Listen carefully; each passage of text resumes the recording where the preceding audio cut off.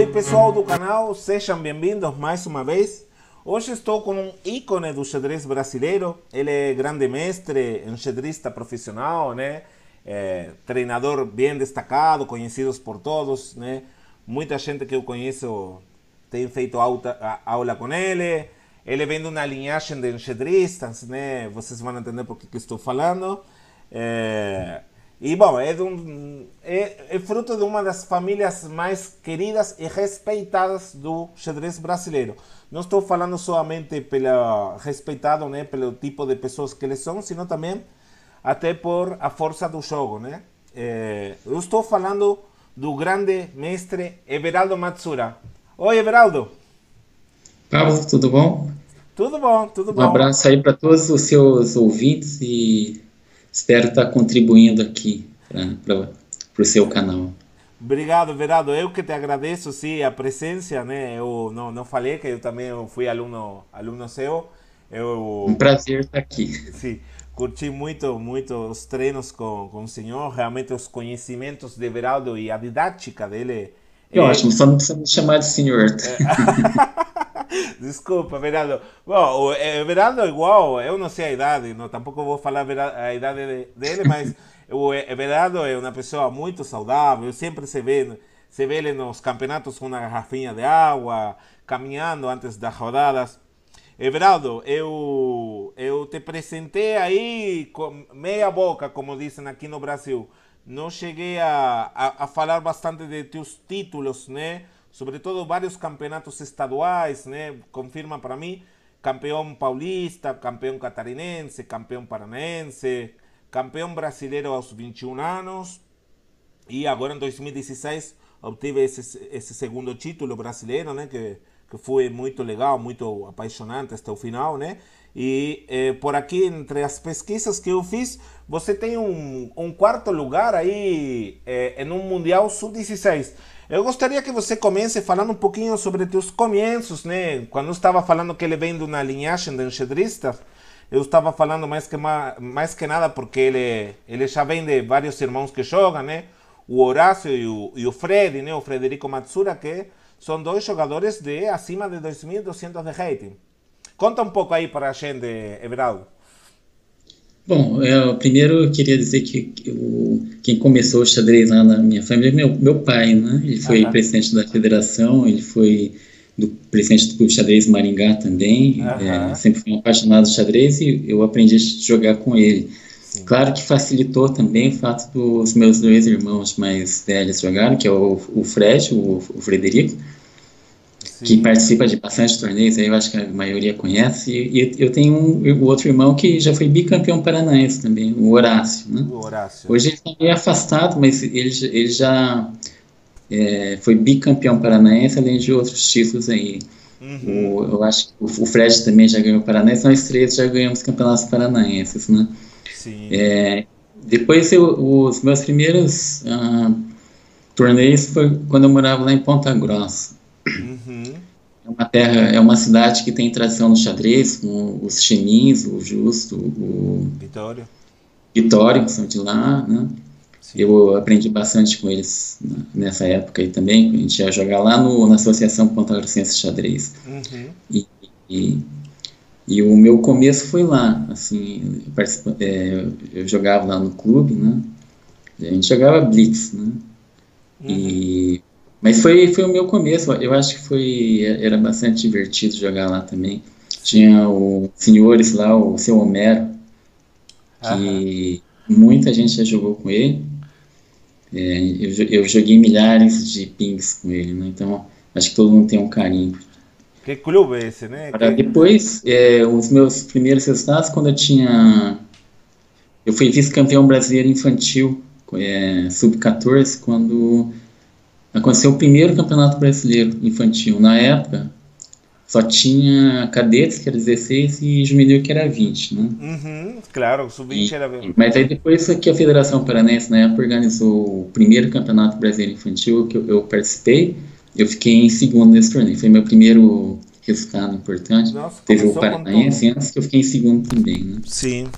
Meu irmão ganhou, inclusive. E depois,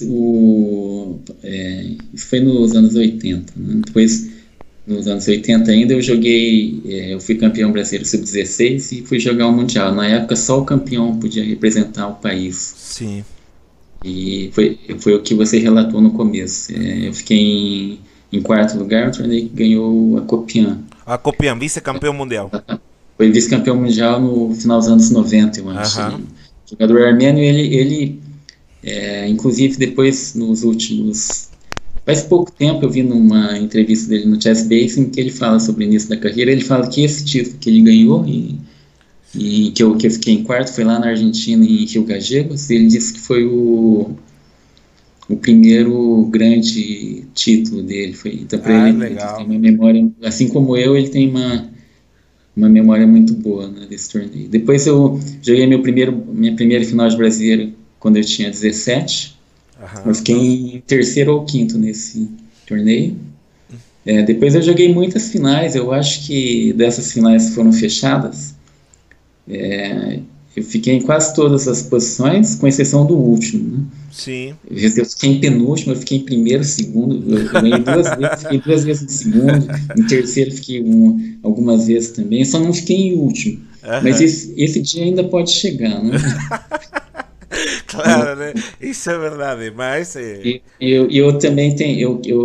o primeiro título brasileiro que eu ganhei foi em 91 e o outro título agora em 2017, o torneio valendo por 2016, né? Mas tem um intervalo grande. Sim. De 26 anos. Eu acho que eu gostaria de ganhar mais um brasileiro daqui a uns tempos, porque tem um recorde que eu acho que é do Souza Mendes. O Souza Mendes ganhou 7 vezes, né? Mas entre o primeiro e o último título dele, eu acho que tem um intervalo de 30 anos, né? Quem sabe? Sim. Consiga esse recorde. Eu queria te pedir desculpa, Everaldo, porque até eu esqueci do senhor Quintin, né? Em apresentar, e eu tive a sorte de poder conhecer ele pessoalmente agora no último Paranaense, e realmente foi um blefe meu aí não ter apresentado, porque eu sei muito bem, conheço muito bem, sobretudo o Fred, e você por ter sido meu professor e sempre estar conversando nos campeonatos. Assim que foi uma furada minha, mas legal. E esse campeonato, esse primeiro título brasileiro com 21 anos, onde que foi? Conta um pouco. Na verdade, eu tinha 20 anos, né? 20 eu ia fazer 21. Foi um torneio. Esse aí foi eu não sei se foi a primeira vez, mas dos que eu tenho lembrança, foi a primeira. O primeiro torneio que foi feito em matches eliminatórios, né? Um mata-mata.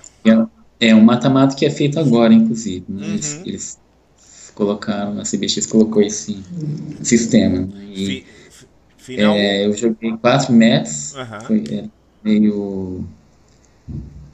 eu não era o favorito, óbvio, né? Mas eu fui avançando, cheguei na final, ganhei do Aron Corrêa.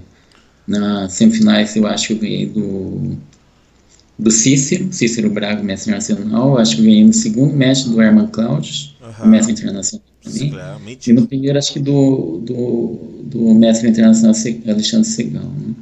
Acho que esse aí foi eu não diria que foi o meu primeiro grande resultado, mas o meu primeiro grande título, né? E claro, então, com toda certeza, né? Tem muito valor. Eu tenho uma lembrança muito boa dessa época também, né? Everaldo, como está passando esses dias em quarentena? Está preocupado com a situação? O que você acha? Como a gente, se quiser deixar alguma mensagem, né? Eu tô curtindo aqui. Eu tô mais ou menos nem um peão isolado, né?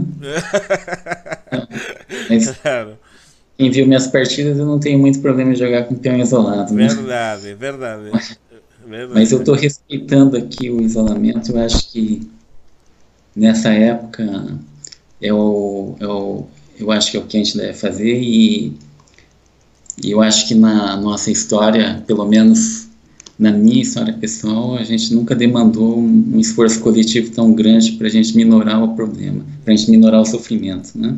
Eu acho que com um pouco de sorte e muito juízo, a gente vai conseguir superar isso, e eu acho que é uma oportunidade também para a gente pensar sobre os nossos valores, né? A gente pode repensar muita coisa, é um momento de crise importante, mas a gente pode melhorar muita coisa também sobre coisas que talvez a gente desse muita importância e não deveria dar tanto, e outras coisas que a gente não dá importância, a gente deveria valorizar mais, né? Não só individualmente, mas também como na coletividade, né? Como país.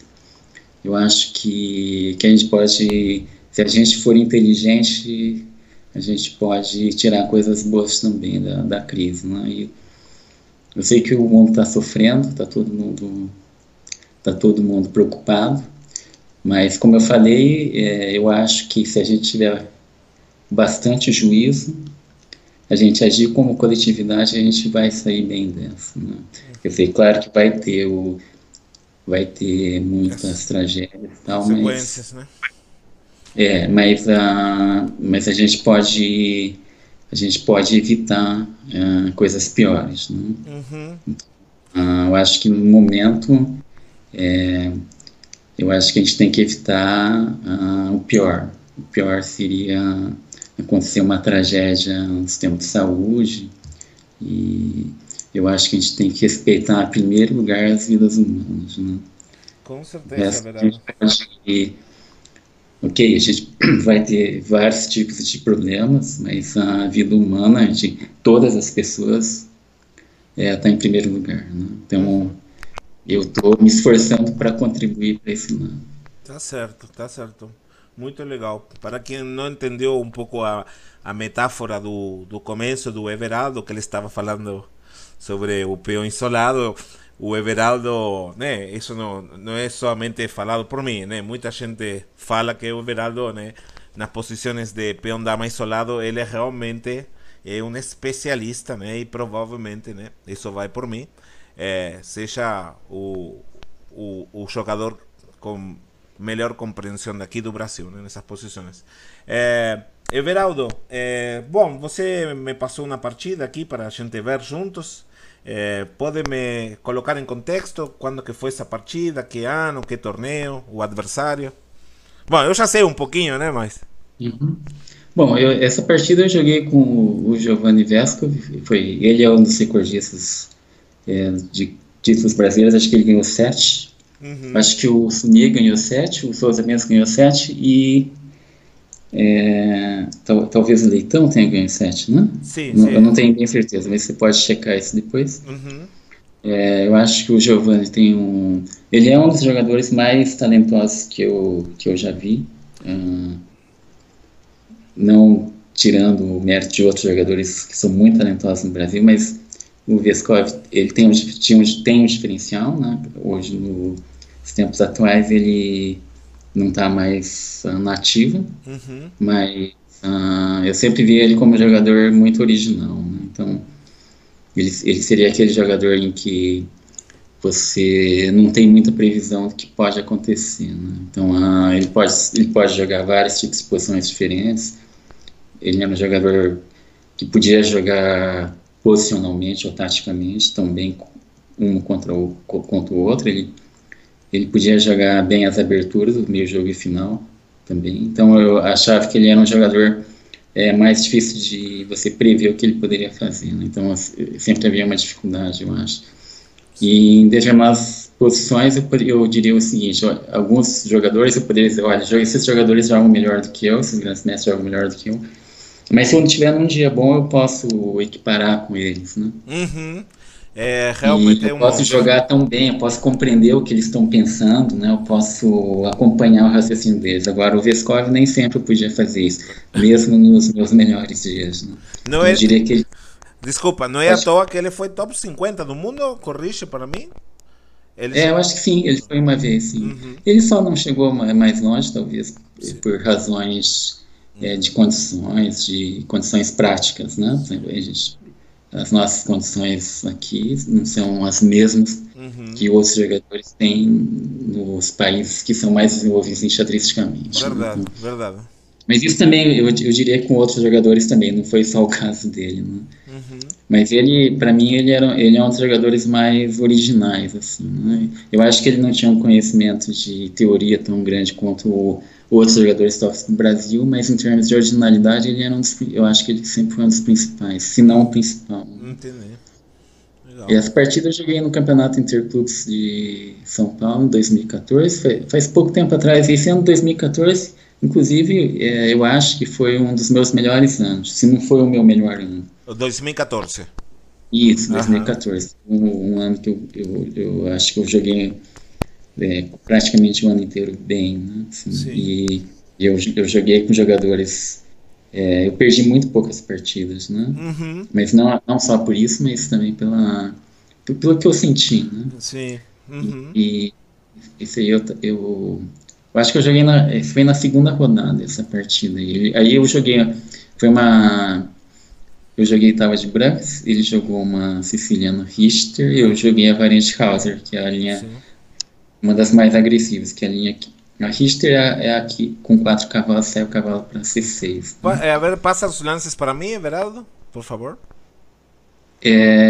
Peraí, eu tenho como mexer aqui? Ah, não, se você me dá as coordenadas, aí eu vou passando, pode ser? E4, C5, sim. Cavalo F3, cavalo C6, D4, CD4, certo. Cavalo toma D4, cavalo F6, sim. Cavalo C3, D6, Bispo G5. Essa é a variante Hauser desse sistema. Né? Sim.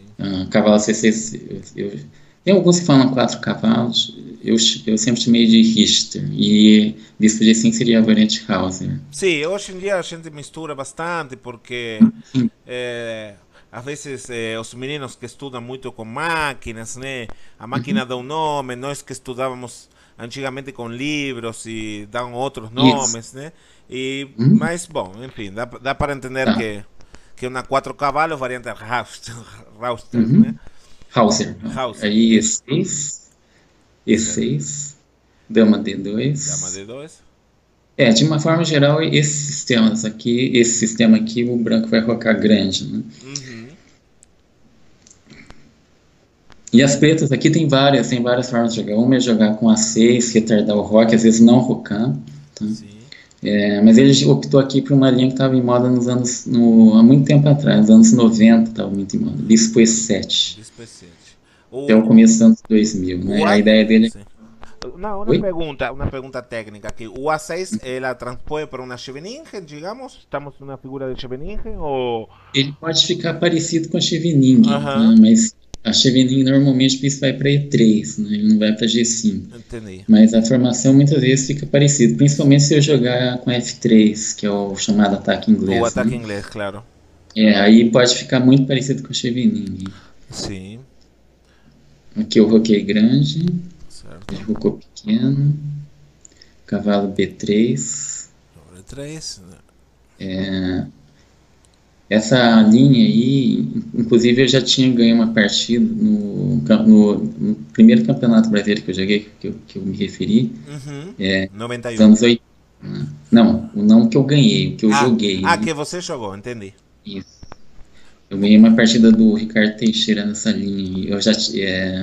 Eu tinha estudado na época, tinha 2 partidas do tal, né, com esse cavalo B3. Era uma partida que ele ganhou do Cortinói e uma partida que ele tinha ganho de um grande mestre mexicano, o Cisniega. Sim. Mas depois eu joguei esporadicamente essa linha durante esse tempo todo, desde os anos 80, então eu já tinha mais ou menos uma visão, né? Sim. Ele jogou Dama B6. Sim. Deixa eu comentar eu queria comentar uma infidencia aqui que a gente estava conversando um pouco com o Everaldo antes de começar a gravar, e eu comentei para o Everaldo que antes de começar a fazer aula, né, com ele, eu fui a ver as partidas dele, logicamente, né? E claro, eu sou amigo do irmão dele, do Frederico, sempre a gente está jogando aí no clube de xadrez de Curitiba. E o Frederico é um jogador com uma compreensão muito boa do xadrez, né? Ele é mestre FIDE. E eu estou acostumado a jogar com o Frederico um estilo muito posicional. Tanto é que ele é como se fosse um treinador para mim, porque ele sempre está me corrigindo cada vez que eu cometo erros posicionais, né? Deixando buracos, né, na posição. E quando eu fui a ver as partidas do Everaldo, eu me encontrei com um jogador assim muito incisivo, né? Que vai para cima mesmo, ele bota as peças para jogar, né? Esse aqui, né? A posição dá para ver, né? E eu não esperava isso do Everaldo, né? Mas o Everaldo é um cara que vai para frente, né? Isso vai por mim, né, Everaldo? Tava te Eu diria comentando. o seguinte, o que eu poderia dizer, assim, se eu pudesse me definir, né, assim, isso na maior parte, na maior parte do tempo, né? Eu sou um jogador de iniciativa. Não quer dizer que eu seja um jogador necessariamente de complicação, né? A minha ideia é iniciativa. Eu estou disposto a fazer algumas concessões para tomar iniciativa, né? Entendi. Mas isso não quer dizer, por exemplo, que eu entre em qualquer complicação, né? Aham, claro, claro. Então, para mim, ter algum controle ainda é importante. Então, mesmo dentro da forma de iniciativa, o meu xadrez é mais clássico, né? Entendi, entendi. Ele não é tipo um xadrez. Vamos supor assim, um jogador aqui no Brasil que todo mundo conhece, todo mundo aprecia, que é o Fear, né? Aham, Que, sim, que é paranaense também. sim. Na verdade, nasceu em Santa Catarina, mas a gente poderia considerar ele paranaense. Aham, O Fear, por exemplo, ele já navega muito bem, por exemplo, em posições que são sim. não tem uma característica definida, né? Uma posição, não é um jogador assim que eu diria clássico, né? Entendi. Então, eu diria assim, eu sou um jogador de iniciativa, mas ainda sou um jogador clássico, né? Entendi. Ou seja, para mim não tem uma grande, eu não entro numa coisa que eu considero muito obscura. Entendo, entendo, entendo. Essa não é o meu projeto, né? Uhum.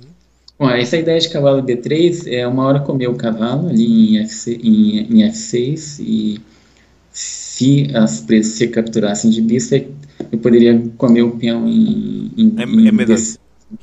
Ah, perdão. não, em D6, né? D6. Eu É, jogo bispo, as brancas, né? ah, Bispo na sim. F6, bispo na F6, dama Sim, toma D6. sim, E se ele comesse de peão, aí ele já fez o roque. Eu sim. teria chance de ataque na hora do rei, né? Ah, tá, Então, entendi. isso. Entendi. Tá. Agora, dama B6, né? Dama Dama B6. B6, isso. A ideia desse lance é colocar pressão ali naquele peão de F2. Então, agora eu não posso ganhar o peão, né, em D6, jogando bispo por F6, bispo por F6.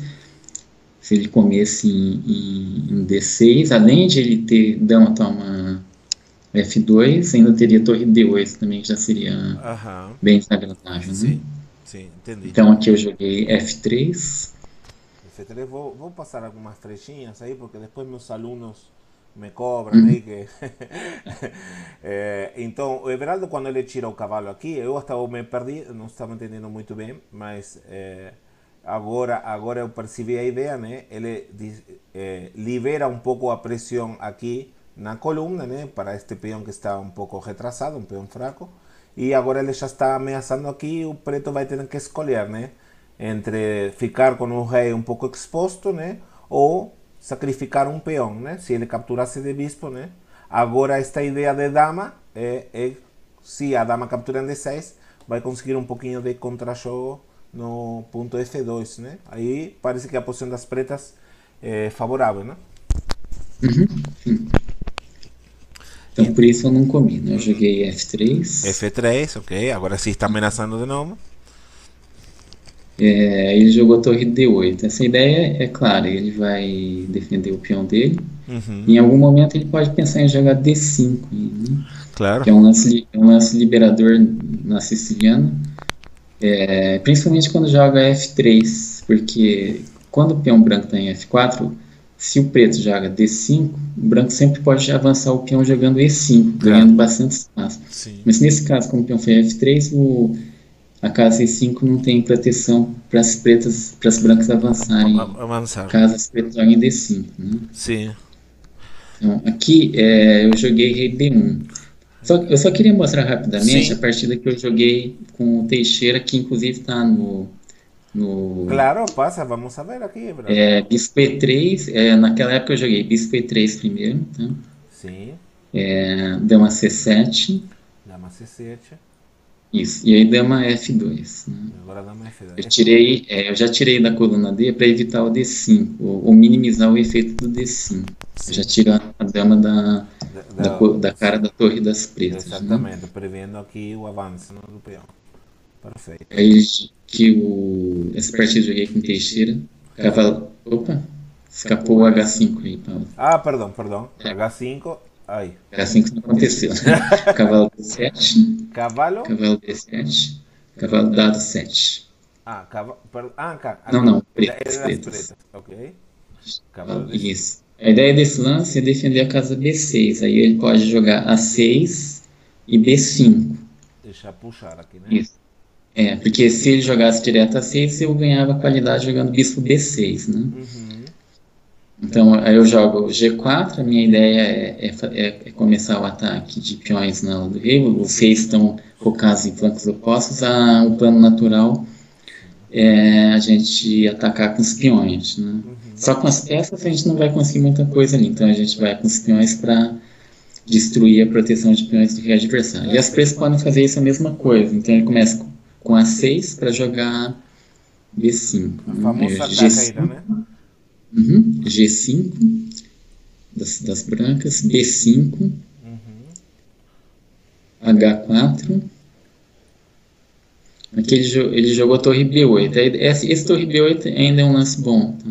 A ideia desse lance é, em algum momento, jogar cavalo B6, ele dá pressão para o cavalo, e esse cavalo pode pular C4. Né?